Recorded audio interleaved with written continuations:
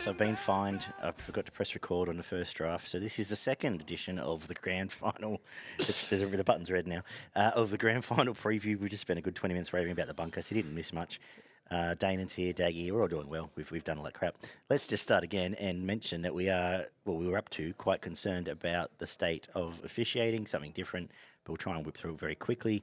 You were just talking, and no one heard it, off air about your concerns around the bunker, first of all, in terms of what we saw from the prelim, inconsistencies in both games. Do you want to quickly touch on that? Well, it's not just us that are concerned. Ivan somehow escaped a fine. Yes. That's telling in itself. Which is actually telling itself, because do you reckon it is getting a bit shitty? Do you reckon if Ricky Stewart had that round, he gets fined? I think any coach at any other point in the year gets fined. Yeah. But because they got it so wrong. The ends doesn't really justify the means, though, does it? But I feel like there might be one positive out of it. Klein puts the whistle away, so the bunker doesn't get involved unless it's serious this weekend, which would be amazing, because we all said G was the best ref after last year's grand final, best grand final we've seen since Harrigan, because there was no whistle. He let the players decide the game. At the end of the day, it didn't affect the game. Panthers were the better side, but off air, we discussed at least 5-6 incidents. Yeah, well, let's quickly run through. You've heard us all rant before, but for the sake of listeners, the Nelson decision, he's come up with 5 weeks. I don't think it's fair. First of all, if it is a 5-week grade 3, should have been sent off. And Roosters probably win because of that. Close to winning. If I am very much against the fact you should be allowed to plead your case. I don't think going to judiciary should incur the extra week. And we saw it through the year. Players accepted Mickey Mouse 1 and 2 week bans when they could have contested because they just didn't want to cop the 2 or 3 or 4 weeks. Jerome Hughes, perfect example. 1 week, didn't fight, I don't believe. For the referee touching. Yeah, and that potentially saved him from getting the Daily M. Because if he fights and loses, gets the extra week, he's out of it. And that's a perfect example. The other part that we mentioned was if that was a Nick Meaney, that's not a grade 3. I don't think it's a grade 3 anyway. No. But if that's a Nick Meaney, it's a grade 1. If it's Nick Meaney, it probably hits him in the ribs, given the size of Nelson. But yes, your point stands. Yep. The Taruva try. It was a try. They've said it should have been a try. It only cost me my first 4-leg multi all year. But anyway, different if you need it. Lucky I had a fat day anyway at Rose Hill. You can check out Show Us Your Tips to see all my tips there as well. The Epsom Day coming up. Your quaddie was no good. Quaddie was no good. What knocked us out? Oh, Amelia's Jewel. First leg? Yeah, I know. I should have seen that better. Anyway, we'll save that for tomorrow. Because you could make the argument in that Taruva try, inside, outside, trial, whatever bullshit, Talakai was never getting it. He was never getting to make that tackle. But if they don't, isn't the argument as well, the more I thought about this, that Luai was tackled without the ball? Yes. So if there's no try scored, shouldn't it be a penalty to Penrith? And that is one of... It's a big pet peeve personally, because if you're running a decoy and you get tackled without the ball, and you get thumped without the ball, at what point is it? Especially when a pass is, I could understand when it's a 1 to 2 metre pass just behind, but not when it's a 10 metre ball out the back. Yes, and that decoy gets flattened. And we had a beautiful period there, about 6 weeks, where that was always a defensive. Remember that? Yeah, and they started saying defensive. Where it was defensive decision. It's something that they've actually brought in for the high shots, and players are not getting sin bid now because there's mitigating circumstance. Yeah, don't even get started. Yeah, but it's so the NRL, and this is where they create an issue for themselves. They pick and choose and how add more and words when. in. So then you get Chris Butler going, there was mitigation, there was... And like, what's mitigation? I still don't know what mitigation is. Never been explained to me what mitigation is.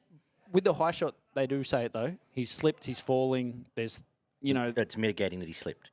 Or, there's been 2 people in a tackle, you're the third one coming in, and they've started pulling him down as you've come in to try and finish the tackle. And I agree with it. It's still a penalty. You still get him high. Yeah. But it at least, players now aren't missing 3 weeks for a high shot because somebody's, we're not talking like the Sawali incident here where he absolutely, demolished Reece Walsh, but there's been other incidents where there's been a stiff forearm to the face, but a defender's dropped 2 foot in a second. that doesn't deserve a suspension. Yeah. It doesn't deserve 10 in the bin. It's an accident. Accidents will happen in this game. Yes, he got him high. Okay, it's a penalty, and we'll leave it as that. Yeah. I'm fine with that. And if and the big thing that we were chatting about, consistency. If that's the rule, same, 8 games a week, 27 rounds a year, everyone will be fine. All right, that's it. That's what it is. That's how they're going to rule on it. Everyone's happy. But if it's, as you'd mentioned, Super Saturday, that same 3 incidents can happen in 3 games, and you'll get 3 different results. Yeah, yeah. And it used to shit me because, Tigers would play at 3, Olam would get binned for something, or Appy would get binned for whatever.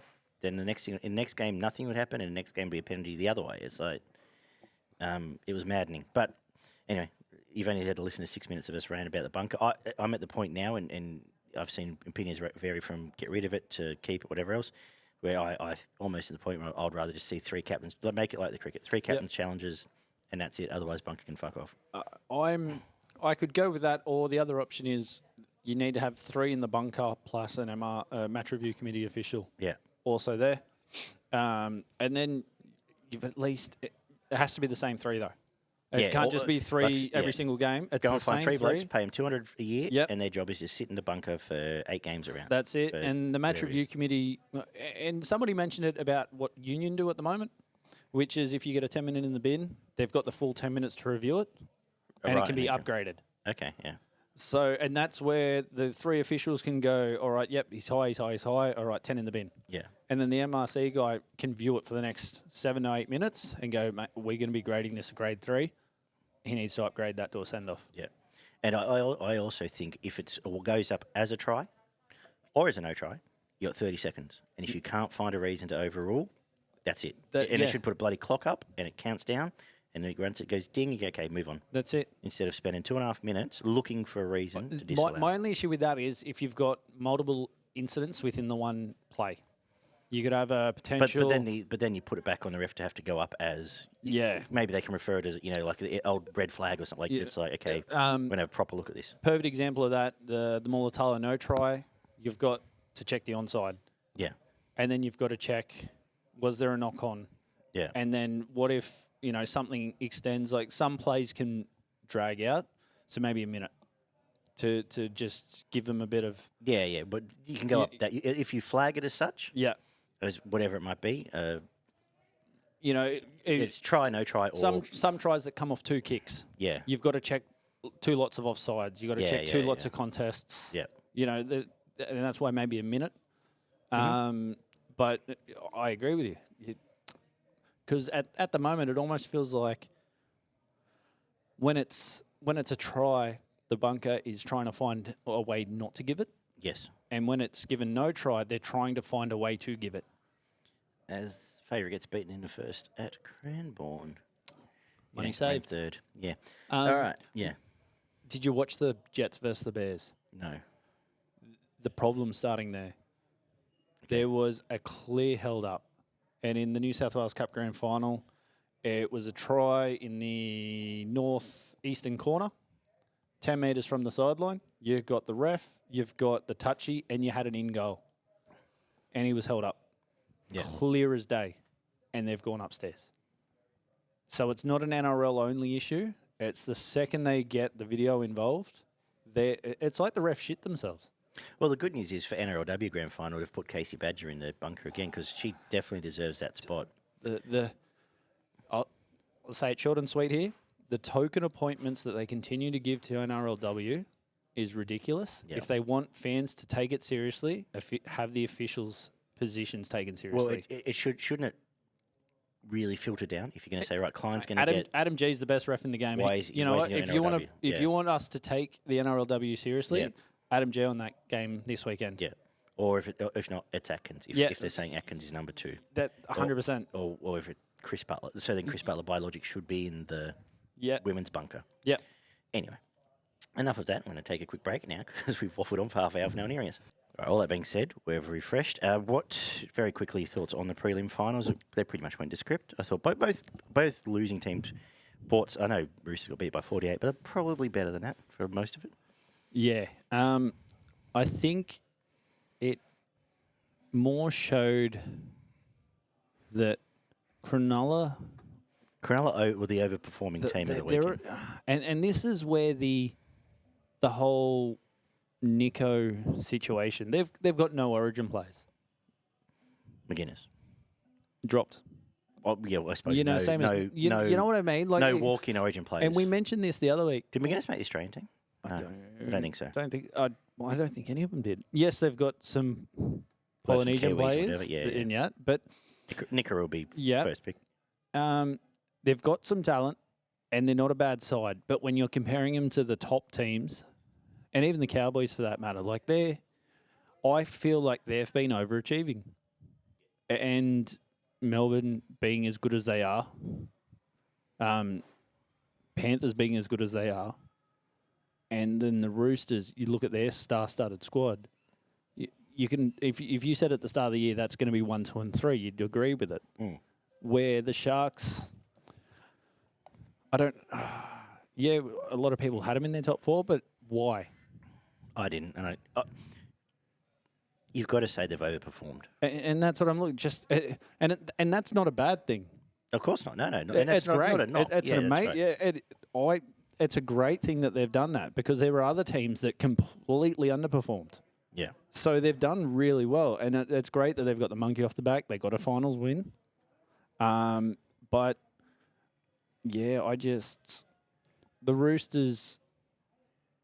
Once Walker and Smith were out a few weeks ago, we knew that, that they were pretty much over. So it was 10 weeks out before the finals. We thought it was going to be Melbourne versus Penrith. Yeah, which is pretty crazy given lots of people had written both teams off at the start of the year. We've got a bold prediction show coming up in probably when you get back from your holidays. When you get back? Bali for a week. I'll miss one. So we'll have to end of October. Start of November. I leave next Thursday. Oh yeah, we got heaps. And back the Thursday after. Anyway, but there's actually some interesting bold predictions. I had a quick listen to some of them last night. Please tell me I said Arthur was going to be sacked. Well, you say that every year, so it doesn't count.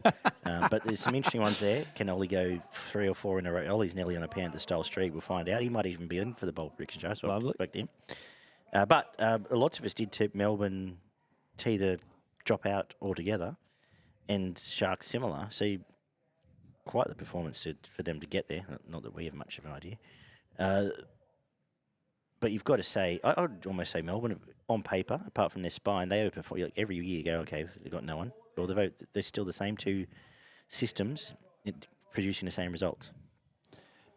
The biggest part, I think, for Melbourne, and I know I mentioned it earlier in the year, was it wasn't their attack, it was their defence. Yeah. Their defence was, they were leaking 20-plus points in games, which was just not Melbourne-like. Mm-hmm.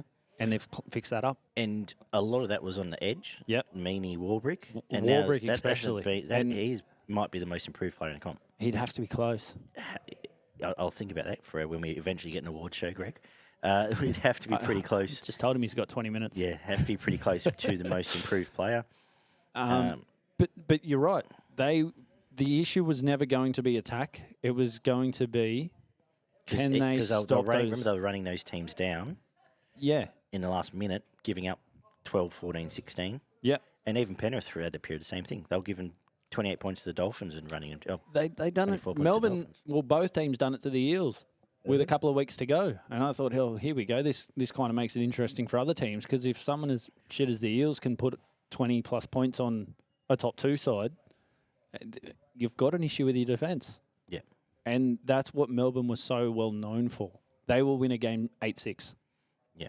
And they weren't doing that.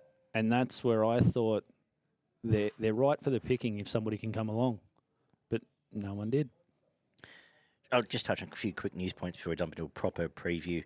Madge is now coaching the Broncos. That'll happen very quickly, which has to tell you... It happened to the public very quickly. I was going to say, which has to tell you how much cloak and dagger went on, because you don't often see a coach sacked Saturday night. I think the notification came through. By Monday, they've announced Tuesday they announced a new coach. I'm terribly upset as a New South Welshman. What he done to that squad this year and how he brought in some old players, it's what New South Wales fans had been calling out for. Yeah. As far if I'm a Brisbane fan, I'm we'll put it this way. Ivan Cleary left the Tigers and is now in his 5th grand final. Don't worry about his time at the Tigers. He had that team coming 9th. There, look what's happened. What I think about is his time at the Tigers is that fucking board was so bad. Yep.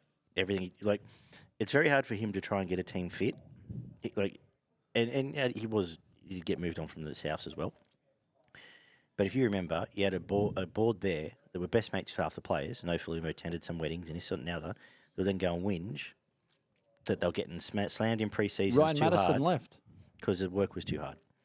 Which I think is how exactly many what the Broncos Penrith and need. Melbourne players are whinging this week that their pre-season was too hard? Like the Melbourne pre-season is famously hard. Everyone, is it 2 weeks work? Yeah. 9 to 5 or something? Whatever it might be. Yeah, 2 weeks before you come down. Yeah. You're not training. You're out cleaning bloody paddocks or, bricklaying, whatever it is. Yeah. And plus training. And they have the boot camps. And they have everything else. And they slam. But no one whinges because they're used to success. When you got blokes there undermining Madge at the time because they had to work too hard. And that's something that... Because you can still make the argument the top 4, even top 5 teams are the fittest in the comp. 100%. If you lined up... There's not a side that missed... There's not a side that missed the 8 that's fit. I'd agree. Apart from maybe the Dolphins, who just ran out on injuries. Yes, and that's injuries came into play, and even teams like Parramatta. We're not fit. No, but you had to. Tigers played 10, 18-year-olds across the course of the year. Yeah. So they're not ready for that. But you'd hope Benji slams them next year and get them going. You'd hope Rolls is going to have to make a statement. So how many of those players? And they've just signed Jack Williams actually. But the he's club going to have to come. The club won't confirm that for another 2 weeks. He's now coming in, trying to make, I guess, a Melbourne statement, getting these guys fit. So it's put up or shut up. No one ever whinges about Bennett's. No pre-seasons. No, 100%. So I think for the Broncos, it's only a good thing. Yeah. And I expect them to be back in the 8 next year because of it, as long as they don't bitch. I saw mail around suggesting that he might have already given up on retaining Payne Haas and retaining Katoni Staggs. I'll take him. So that's right. They're going somewhere. Yeah. Chooks have money to spend now. $3 million, I read. Yeah, magic. Tigers still have money to spend. It's amazing that the Chooks I think now there have... might be there's still another winger on the way to the Tigers. But anyway. The Chooks have $3 million, but while they're on the cap, they're only worth 1.5. Crazy stuff. Anyway, that's enough spec. Now the news: Lockie Gavin, RLPA Rookie of the Year, probably rightfully so. Obviously, only suspension cost him Dally M Rookie of the Year. I think Iro Plath. Max Feagai to the Dolphins. Yeah, Feagai to the Dolphins and Saifee to the Dolphins. Yep. Blaketown Workers are back into the Ron Massey Cup via the Sea Eagles. Stephen Crichton to miss the internationals. Oh, I hope it better not be by choice. He's getting married. How dare he? But I was told that you have to play for your country or it's a disgrace. And then you had the small issue over in Bali with Reece Walsh and Ezra Mam, which has since been dropped by the sounds of things. Yeah. Wanker was carrying on over there. And anyway. I know Greg's let us down, but did you want to go through the Dally M nominations now or later? Nah, do it later. Who cares? Oh, yeah. Tell us. Alrighty. Fullback. Team of the year. Yeah. Fullback, Edwards, the Hammer, Teddy. Mm-hmm. Who you got? Teddy. Not even close. Winger of the year. We'll pick 2. I don't know what they do. But you got Khan Pereira, To'o, Karaz, Warbrick, and Lomax. Lomax and Karaz? I've gone the same 2. With Is this what we'd pick or who we think is going to get it? Who are we picking? Oh, okay. Don't care who gets it. I'll stick with it. I'll stick with what I said. I said what I said. I think Khan Pereira will be awfully close, though. Leading try scorer. Yep. Yeah. Centres. And they always throw a bone to people like that. Yep. Herbie, Ramian, Staggs, Crichton, and Holmes. Crichton and... Ooh. I'm the same. I don't know. Because Holmes had a bludger of a first half, but it came home hot. And Herbie, similar? Now let's go Herbie and Critter. I've gone... I think it'll end up being Ramian. Yeah. Well, who I'm disappointed here was Iro. Was not in there. Well, rookie, because he's a rookie, I guess. 5'8", Luai, Burton, or Dearden? But, ooh. Luai. I think it'll be Dearden. You reckon? I think he will Okay. get enough points. Okay. Halfback, Hunt, Cherry Evans or Hughes. Move on. Brayley, Grant or Robson.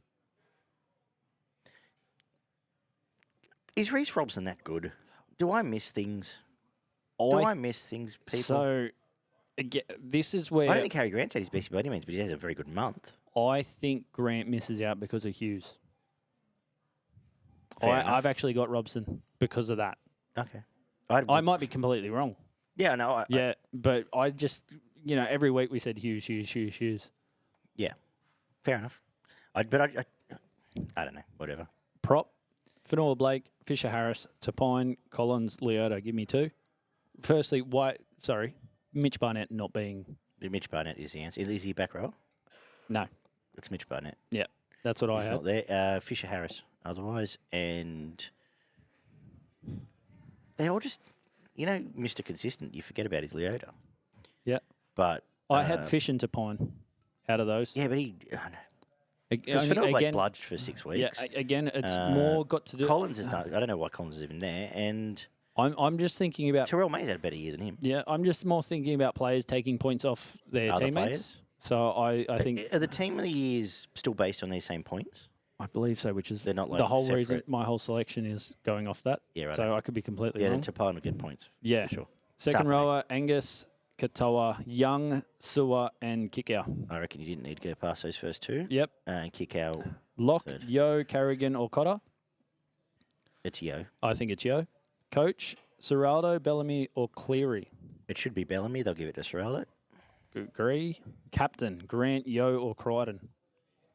So these aren't based off points as far as I know. So I'll give it to Crichton. Yeah, Crichton. And then the rookie, Strange, Bostock, or Iro. From their era. Apparently Max Plath was eligible. No, he got a 2-week suspension Right. for a hip drop. Well, Ethan Strange isn't even still playing first grade, so obviously because it's final time. But didn't he get dropped? I believe so at one point there towards the end. It's Iro and it's not even close, but Yeah, obviously and then it'd be the Galvin probe and and Plath. summons, which I'm unsure exactly what that one. I think it's for nice fellas or something. I'm going to. Well, so the options are off Joe, Offahengawi, Stephen Crichton, and Munro. And because Joe is an eel, I'll just say Joe, but it'll probably Stephen Crichton. Yeah, good year, Joff. Yeah, he had a great year. Underrated player. He was our just about Tigers' best player when they mysteriously kicked him out of the team. Anyway, your gain for all of that. And I suppose they'll have a job next year because RCG's got to go somewhere else. Grand final preview. Storm and Panthers, $1.90 each of 2. We're going to run through and just, I guess, look at how they match up. Is there any thought on, would you suggest Storm came through the more physical of the 2 games? Yeah. Is that a concern at all? Or Not a they'll back concern. up and be fine? Their 10 biggest day back concern up, is whatever. going to be Nelson. At the end of the day, losing, and we'd be saying the same thing if Fish was out. Fish was out. Yeah. All right, we kick off, as we said, 7:30 on Sunday night, Melbourne hosting Penrith, who will play for the first time in their dynasty in their pink jerseys in the grand final, given they're the away team. And we'll run through and see how they match up. Are we going to play by play, or are we going to I'll just run through and then we'll However work you back. would like to do it. For the Storm, Pappenhausen, Warbrick, Howarth, Meaney, Coates, Munster, Hughes, Kamakamika starts at prop. Harry Grant, the hooker and captain. King, Blore, Katoa, Lero, Wishart, Welsh, Lazarus, Valepu is the least capped player ever to play a grand final. No, he's not. Is he not? It was incorrect. Really? He's actually got 8. There is one person that was less than him. Okay. Then disregard. And Alec McDonald wraps out that 17. Just quietly, though, how good is the name? Yeah, fantastic. Lazarus. Lazarus. They They don't lose. Like, they won from That's run true. with Lazarus, a Lazarus. playing in the front row. Okay. Edwards, Taruva, Tungo, Alamode, Tuo, Luai, Cleary, Leota, Kenny, Fisher, Harris, Garner, Martin. Yo is the lock and co-captain. Schneider, Smith, Henry, Eisenhuth on the bench. Well, we might start with the bench because that's where my screen is.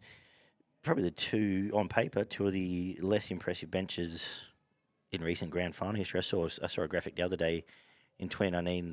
It's the weakest Penrith bench in 5 years. And because they had to carry Schneider. Yep. For Cleary, I'm sure they would probably rather use Scott Sorensen in the team, for example. Yep. So even maybe a Dane Laurie, but I personally How do don't. you see these matching up? The Melbourne bench comfortably. You've got Wishart, who you could argue is the best might be the bench. most improved player in the game as well. Yep. Talk about that. Best bench utility this year. I'd comfortably say that. Welsh, former Origin starting prop. Alec McDonald, he's just one of those Melbourne players. He comes on, he does his job. And might have the best chin in the game. It's bigger than Cleary's. Yes. It's Stanoff. What is it? What's the American? American Dad. Yep. Yes. Yeah. Okay. And Yeah, I then get that. And then Lazarus, who's done nothing wrong. He was fantastic the other week. Yep. I feel like that they've got him in the bench, so it really will come down to that starting. Quite incredible Sorensen can't make that bench. The more I think about this. Yes, I agree. And whether we see a change, maybe not, I guess. Liam Henry's been good. To They've both be been honest, they're good solid tradesmen, but I thought if I would I'm have thought making Sorensen's footwork in and around the line and leg speed is better than what Eisenhuth brings to the table. They must really be worried about Nathan. Otherwise, I would have had Dane Laurie. Yeah, I think as in a the perfect utility. world, when Like score, and he can play 6 anyway, but yeah, it's a bit. Yeah, bit so tricky. I'm, at the end of the day, Schneider's there in case Cleary goes down first tackle. Because if you've got 20 minutes to 100%. go, Yeah. I'm picking Dane Laurie over Schneider. Yep, I understand that. Right, let's go back to the top of the pops and the clash of the fullbacks. Hasn't Ryan Pappenhausen found some form this last month? He was absolutely phenomenal the last 2 weeks actually, but Nelly's starting to see some of his pace back as well. So confidence is breeding. He's almost the best supporting fullback in the comp at his absolute best. He's got ball playing. He's brilliant. Dylan Edwards, the incumbent New South Wales fullback, and probably deputy to Teddy in the Australian team at the moment, just to keep Panthers fans happy. As long as he's fit, he gets selected. Edwards at 1, you reckon? At 1. I don't think so. I think Mal sticks, but anyway, who am I? They'll all get a game. Yeah, but with He might not plan on a win. with the World Cup coming up, When's that? 2 years? that's what I mean. History shows Mal likes to start picking players a couple of years early. Fair enough. How does this matchup suit you? This one it's one of those 50-50s. Put it this way, if there's, apart from, you'd probably say the Roosters and the Sea Eagles, if you asked every other club, do you want this guy as your fullback, they'd say yes. Well, the only thing Pappy ever did wrong was break his leg 3 times. Yeah, exactly. Because there'd be a strong... If he never broke his leg, he's probably He in the probably, New South Wales team. He probably would have jumped Tedesco a couple of years ago. Yeah. They're both, Tedesco has been amazing. Manly would pick Tom Trbojevic. You might have some Broncos fans that say Walsh is better. Which, fair enough. Ponga for Knights, but every other side, if you gave them the option, their current fullback or one of these two, they're taking one of these two. The wingers, Warbrick, Taruva, Coates and Bizza, so a massive size advantage for the Penrith, for the Melbourne wingers, and possibly one of the little chinks in the armour is the outside backs for Penrith. And I can see lots of crossfield kicks. It's been a recipe all year. It was almost like last time they played, they pretty much put on show and just bombed Bizza out of the game at times. Who would have thought to bomb the smallest winger in the game? Correct. So a little bit of an advantage to Melbourne, I'm suggesting. If you were to rank them, you'd say Panthers have the best and the worst of the 4. Because at the end of the day, in a grand final, the meters that Toto is going to be able to produce. Got a winner at Matamore. Yeah. Thanks for the tip. Yep. Keep going. It's the dirty work that Toto that puts him at the top of those 4. But then I've got both Melbourne players over Taruva. It's interesting. I was going to say it's interesting, and I can't wait to see Tito in both these wingers in Tigers colours next year. But Tito, especially, but he was out of favour a little bit, and this matchup coming back in doesn't really suit at all. Having to now mark Coates, I think there's going to be lots of crossfield kicks. I can see tries coming out wide from that point of view.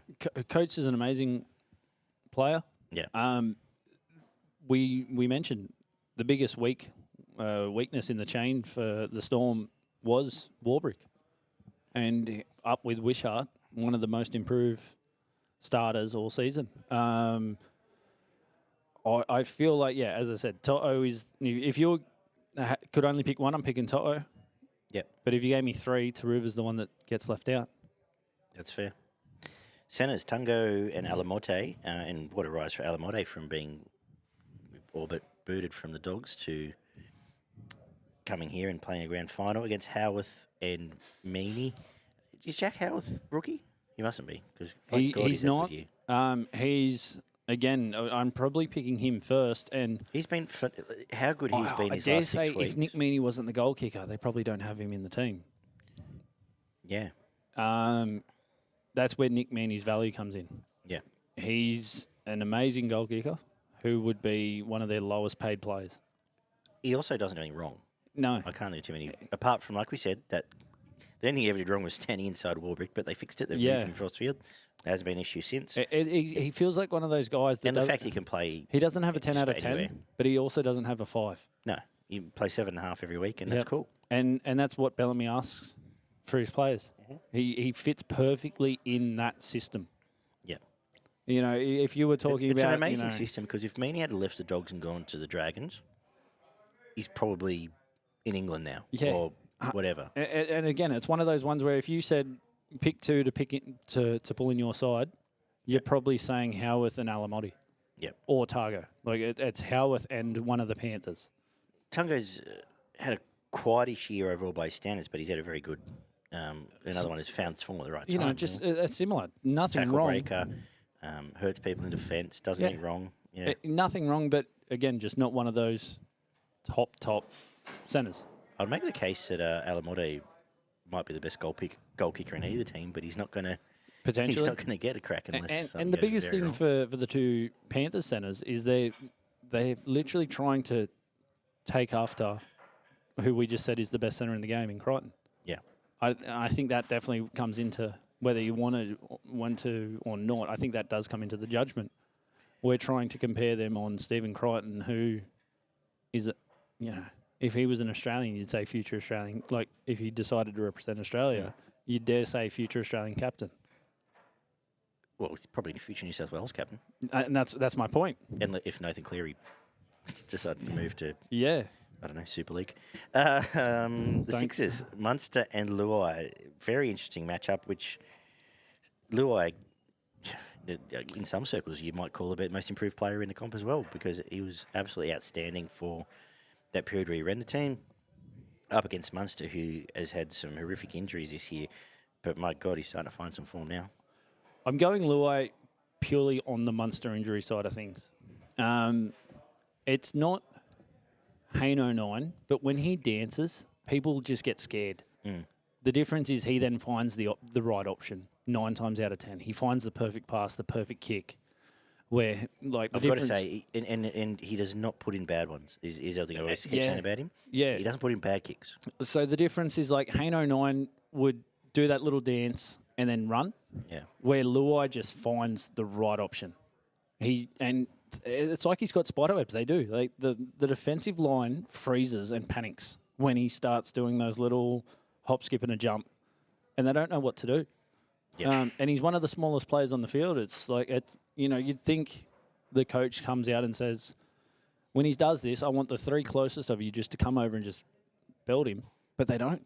They freeze. They panic because they know what can come if one of them makes the wrong decision. Yeah. Yeah, he's. I think he's. Again, we all know Munster. That's a little bit why. And Munster does produce big in the big games. Yeah. But Luai, as a Tigers fan, I'd be loving it. He's been. Well, you talk about the dancing.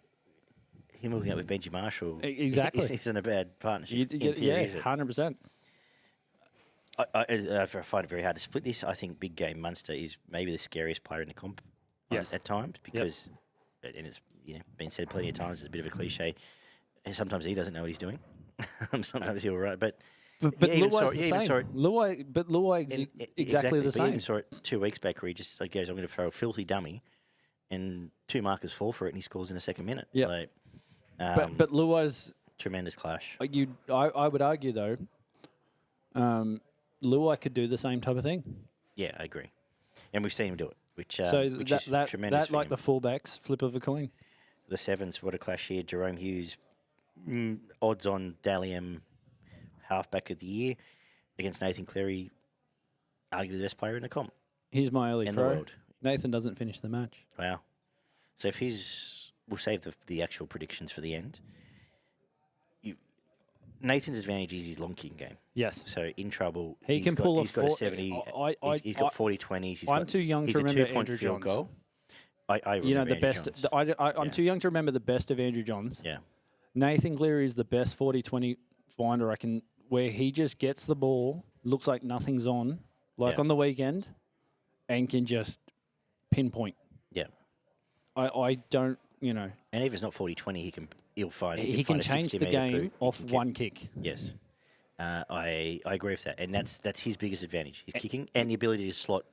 Well, he is the best proponent of 40-metre field Yep. goals too. Hughes is all on the running game. Yeah. Best running 7 probably again since Andrew Johns. His try on the weekend was very Andrew Johns-esque from highlights. Tremendous clash.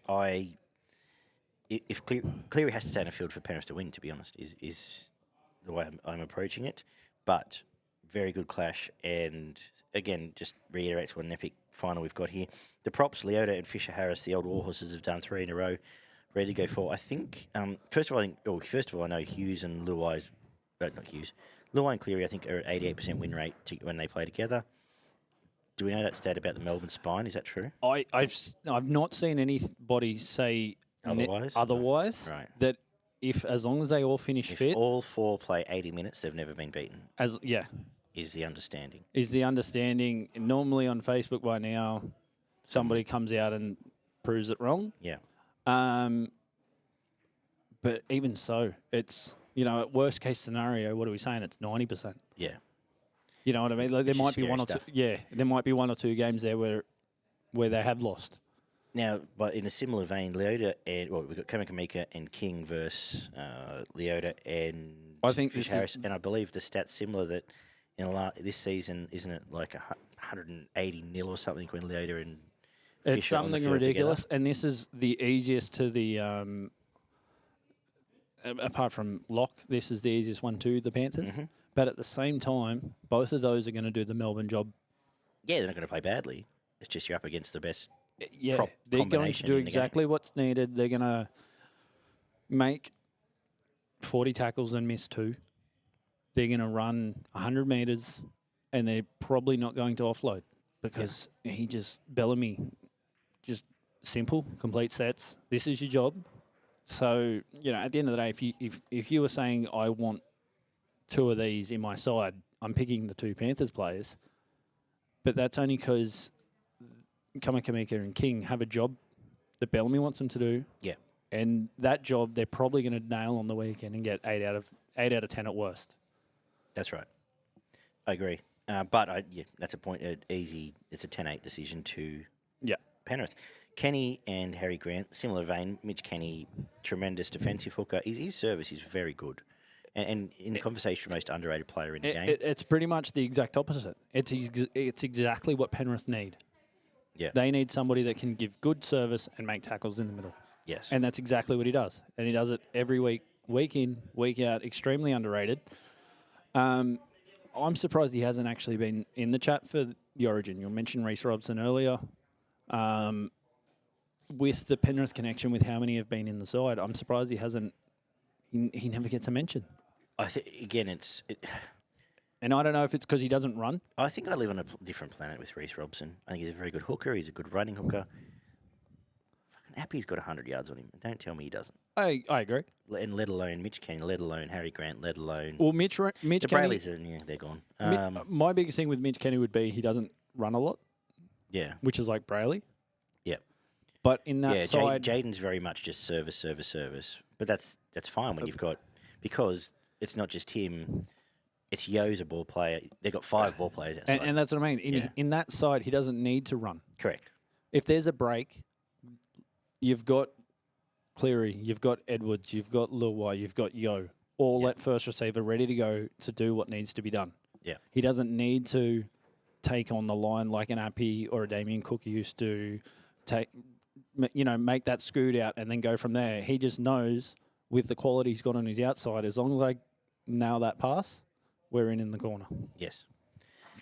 The back row, very interesting one here in Bloor, Katoa against Ghana, 2 ex-Tigers there, up against each other. In Martin, the incumbent New South Wales and probably Australian back row, Liam Martin. I know we got excited clash. earlier in talking about Edwards, Luai, the fullbacks, 5'8", halfback. I think this is the most exciting matchup of the game. I agree. Because the game it's going to be that close of a game, potentially, that it could come down to these 4. Mm-hmm. Their defence, the defensive reads, but both the lines are all 4. Like, they're all try-scoring second rowers that are also amazing defensively. Ghana and Katoa are 2 of the best whole-running back rows in the comp. Yep. With great combinations. Yes. With Luai and with Hughes. And they, that's a great clash. But Look, again, Martin and Bloor have both scored a handful of tries this year. Yes. As well. Ghana can have a defensive lapse in him. It's the only slight chink. But I guess he has taken Scott Sorensen's spot in the same mould, and kudos to him. I think Liam Martin's going to be the most physical of the lot. He's got through this year, a few injuries along the way and whatever else, but he'll be having some shots early and probably trying to set the tone. As a whole, I'm always giving this to Melbourne. I think it's similar to the winger situation, where Martin's the one. Yeah, and then the other 2 are the next 2 are Melbourne. Yeah, last one's Penrith. It's one of those ones where a defensive decision by one of these 4 could cost their side the game, whether with a right call or a wrong call, because they like to get up and in and belt the crap out of their opposition. And suddenly Munster is walking over untouched. Or he's on his back and doesn't want to run for the next 15 minutes. Yeah. And vice versa. Yeah. Katoa or Bloor could just absolutely crunch Cleary or Luai, and it's exactly the same. It's cracker. It is an absolute cracker. But as you said, then you've got Garner, who he's a great hole runner. Mm-hmm. And he's probably the safest of the 4 in defence because he doesn't look for that belt. He just makes his tackles. He makes tackles. Can get beaten outside, but a lot of times, if I think back to Luke Garner over the years, a lot of his worst defensive decisions where he's been shunted to centres or something. 100%. So I can forgive that as well. Geez, Penrith will be happy next year when they throw Papali'i into this team. But that's a different story because we've got to get to the lock. Lerero versus Yo, I don't think there's much. I just want to say he's a tremendous, good, solid workhorse, Trent Lerero. And one day I'll pronounce his last name correctly. But he's another one with the Bellamy where it's not even a 7.5. He's an 8+ every week. Mm-hmm. He's just a solid player every week, but Yo just fits so perfectly in that Penrith system. I don't think there's another lock in the game that would fit in that system as well as he does. In the minute that middle, if it does get tied, Kamikamekas and Co get tied, he's going to be running, he's going to be getting in there. He always beats someone in that line. He has that little footwork jink that he does, and he'll pop someone. He'll pop Nathan through a hole for a try under the post at some point. He should probably be the Australian captain. Should probably have been a New South Wales captain. He was when Jake was. But it's also his shaking. Passing ability. Yeah, that's right. So straight away, like I said, it's Kenny to Yo, which opens up Cleary or Luai or Edwards, and hits it. And that's what I mean. Like he's not your stock standard lock like a Pat Carrigan. Yep. Like they're 2 completely different type of players. Yeah. But he works so perfectly into that Penrith system. Well, he almost is. He's a stock standard lock in that he probably has to play lock. Whereas if in an Australian setup, you could put Carrigan on an edge and he'd do the same job. But he's not. But he's not a 150 metre. You could put Carrigan. He's not just 150 metre 40 tackle player. You could put Carrigan as a prop and still get a 10 out of 10 performance. Yeah, I don't think you could from Yo. That's what I'm saying. Like Yo has to play lock. Yeah. That was more my point.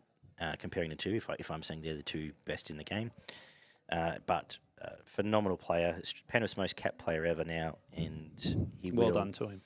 He will be pretty hard to beat for Clive Churchill medalist. I'm suggesting here.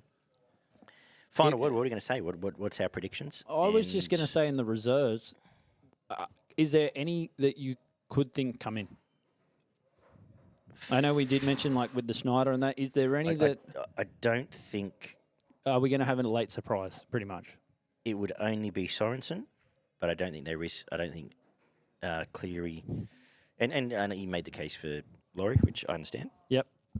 But I don't think they risk Cleary unless they're very, very confident they can get 80, and that doesn't seem to be the case.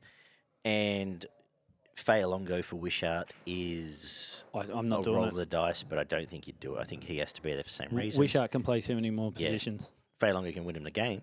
100% he could. But I don't think they drop, and I think they need the size. I don't think they can go in with two outside backs on the bench. Yep. I know Wishart could play lock at a pinch and everything else, but I don't think so. Short answer. All good.